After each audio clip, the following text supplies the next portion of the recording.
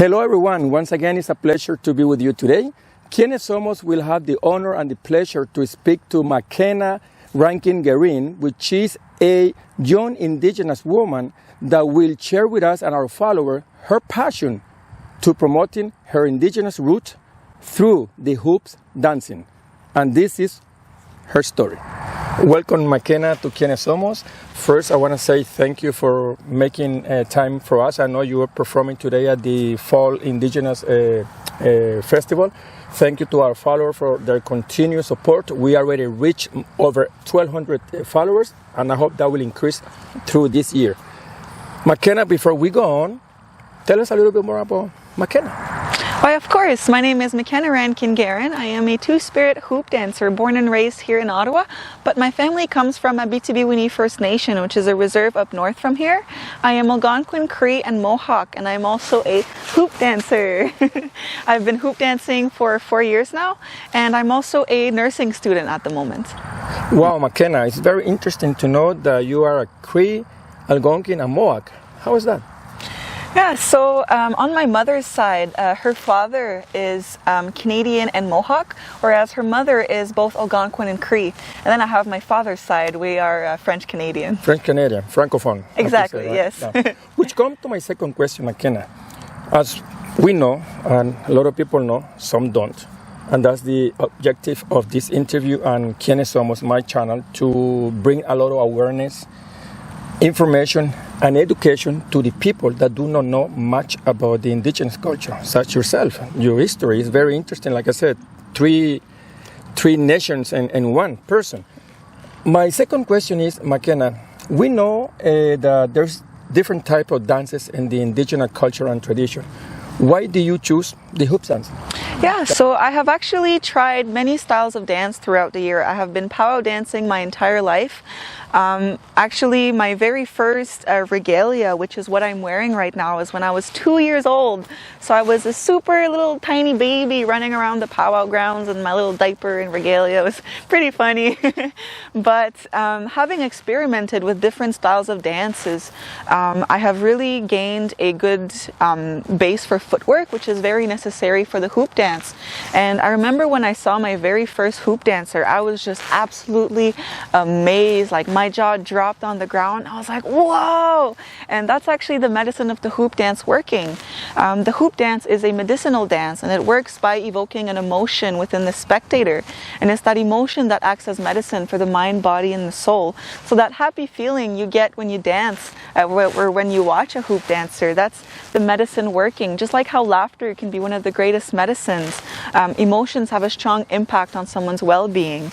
And I've always had a passion for medicine from a very young age. I always wanted to go in healthcare or do something to help people feel balanced. And when I found out about the hoop dance, that it was a medicinal dance, I just absolutely fell in love with it. And it took me about I would say about a year to really connect with my hoops. At first, yes, I was like playing around with my hoops, but after a year, I truly connected with them and fell in love with my hoops, and that's when the medicine started working for me as well. I also really love the hoop dance because it pushes me to really take care of my health, my physical health, mental health, emotional health, and spiritual health, because the more balanced and healthy I am, the stronger the medicine of my dance is. And the hoop dance has also allowed me to really connect with my roots, really connect with my culture. Because I grew up in the city, I grew up away from my reserve, I grew up away from my teachings, and my family has been greatly impacted by colonization, and a lot of our teachings have been taken away from us. And I feel like by being a hoop dancer, I am forced to go out and find those teachings, reconnect with my culture, reconnect with my history. Actually, the history of the hoop dance, it's a medicinal and a storytelling dance. There's many origins about where the hoop dance started, and one of them comes from the south. It's from the Hopi Nation, and the hoop dance was used as a way to communicate with different tribes when there was language barriers. So they would tell stories of brotherhood and friendship through the dance to show that they were there as friends and not as enemies when they were not able to communicate with words. I think, Makhena, that you will agree with me that hoop dancing connect you and keep you, I will say, healthy physically and mentally, and also connect you to your roots? Yes. It does? How? So when I dance, I collect a lot of energy. I collect a lot of energy from within, from the land, from my hoops, but also from my ancestors. I do a lot of tobacco offerings. Tobacco in our culture is a very sacred medicine. It's what we use to connect with Creator and to connect with our ancestors. So I do tobacco offerings to ask my ancestors to be with me when I dance. And actually sometimes as I am dancing, because the hoop dance is fully improvised and there's nothing planned in advance, sometimes as I'm dancing I will have an idea and it almost feels like it's not quite my idea. It's like my ancestors are helping me, giving me ideas, pushing me to dance harder. It comes naturally? Exactly, yes. So yes. your ancestor, the spirit comes to you and there is the one dancing, right? Well, yes, especially when I'm doing something as traditional as hoop dancing. It's been done for a very, very long time. The hoop dance is actually one of the oldest dances. And yes, I definitely feel like I'm getting a spiritual help. Push. Yes. Which come now to my last question, Makhena. As a young Indigenous woman living in the city, because sometimes Indigenous people living in the reserve far away, they had no much opportunity. There's no universities in most of the reserve. There's no college.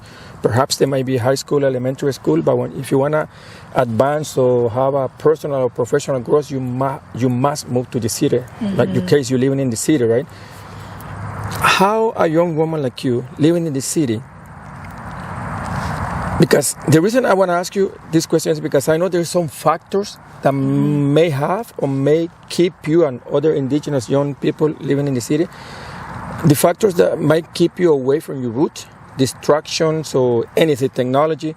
But in your case, as a young woman living in the city, what do you do to eliminate those factors that might keep you away from your roots? What do you do to keep you connected to your roots, even though you are not living in a reserve that, live with the tradition and the culture? So the reason I'm actually living in the city is because my grandmother went to residential schools. So she got her culture taken away from her, unfortunately in a really wrongful manner. But because of that, she felt the need to move out of the reserve and go to the city to fulfill what she has been taught in residential schools, which is to be a white citizen of Canada. And she brought my mother along with her, and which helped my mother do her studies. And now I'm here. I'm here in Ottawa, and I find that I definitely feel the impacts of colonization. It's very hard for me to connect with my teachings and my culture. My culture doesn't come to me. I have to go and get it. So I definitely have to connect with the resources from our region, like the Native Friendship Centers around here. We have a lot of great centers that promote Indigenous culture.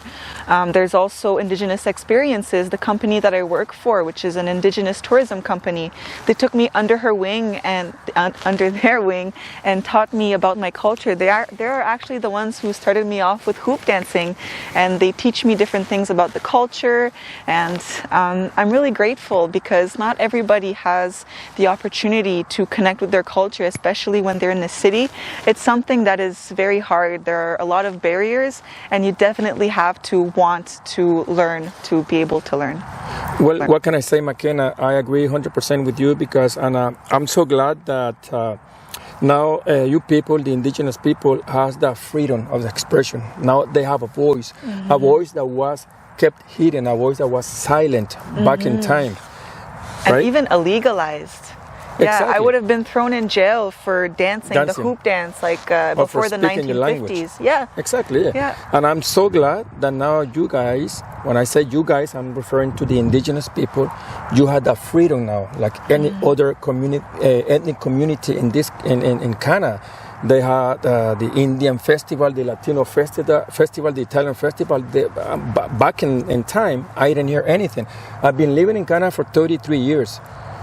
Right, I've been living in Canada for 33 years, and I didn't know that in 1996 they closed the last school in Kamloops. So that means that when I came in 1988, they were still children being tortured, children being abused by priests and perished from this school, and I was like shocked. But now that you had the freedom with so many festivals, I want to let you know, and the indigenous people across Canada, even in the United States, and all the indigenous people in the country, that Quienes, Somos, my channel, is to bring more awareness, information, and to educate all those millions of immigrants and newcomers that come to this beautiful land that offer security, safety, and opportunity, but they don't know about the indigenous culture or tradition, and they do not know that you guys own this land. Right now, we are an Algonquin territory, and a lot of people don't know that. Yeah, and it's actually unceded Algonquin territory, which means that there was never surrounded. There was never surrounded in the treaty, but a lot of people don't know that. I know it, you know it. But anyways, all I have left to say is that I want to say thank you again for making the time to be with Quienes Somos. I hope that you continue dancing and promoting your beautiful culture, the richness and the beauty that your culture has. And I just want to wish you nothing but success, and I hope that the reconciliation process and all those things that are coming now will continue to have a better place, and people will know more about you. Well, Chimigwech, thank you for having me on your channel, and thank you for tuning in today. Until next time. Until next time. Oh, that was like a turkey.